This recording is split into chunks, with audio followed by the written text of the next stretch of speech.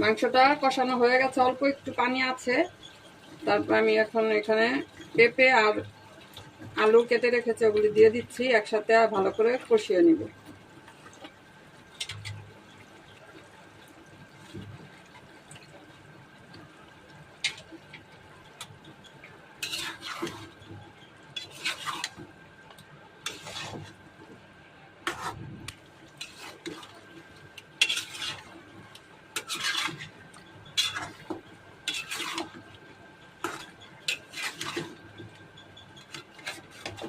পেঁপে আর আলুটা একসাথেই ভালো করে কষিয়ে নিব।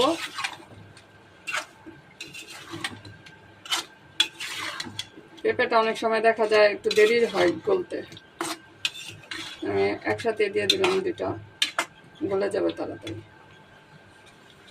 ঢেকে দিচ্ছি।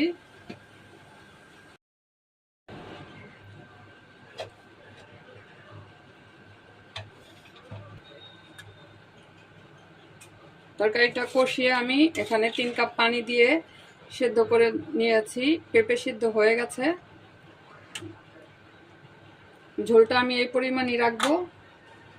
এখন এখানে দিয়ে দিচ্ছি 2-3টা কাঁচামরিচ। লবণটা একটু চেক করে নিব।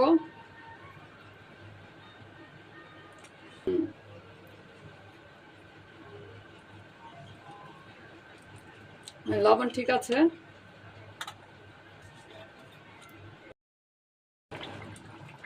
উপর থেকে একটু ভাজা জিরার গুঁড়া দিয়ে দিচ্ছি। যখন মশলাটা কষানো মানে কষিয়েছিলাম তখন আর কি জিরার গুঁড়াটা দেওয়া হয়নি। উপর থেকে ভাজা জিরার গুঁড়াটা দিলে এটার ঝোলটা খেতে খুব মজা লাগবে।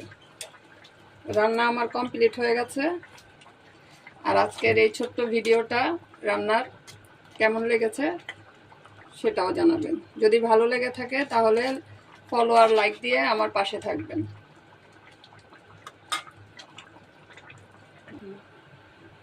সবাই অনেক বেশি ভালো থাকবেন। আল্লাহ হাফেজ।